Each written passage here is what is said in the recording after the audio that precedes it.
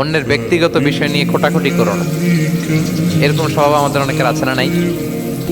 অনেকে দেখবেন যে অনেকের প্রাইভেট বিষয় নিয়ে খোঁচাখুচি করতে সে বড্ড মজা পায়। আছে এরকম? এটা হারাম। আওয়াজ করে বলুন, এটা কি? বলা তাজাসসু, গোয়েন্দাগিরি করো না। Everyone has personal space and no one should interfere someone's personal space. কেউ কারো পার্সোনাল স্পেসে ইন্টারফেয়ার করা যাবে না। প্রত্যেকের একটা প্রাইভেট এরিয়া আছে, প্রাইভেসি আছে। দেখেন ইসলাম প্রাইভেসিকে কত গুরুত্ব দেয়। প্রত্যেকের প্রাইভেসিকে ইসলাম কত গুরুত্ব দেয়। কারো প্রাইভেসির মধ্যে ইন্টারফেয়ার করা এটা ইসলাম পছন্দ করে না। এজন্য খবরদার, কারো ব্যক্তিগত কোনো ইস্যু নিয়ে আমরা নাক গলাতে পারবো না।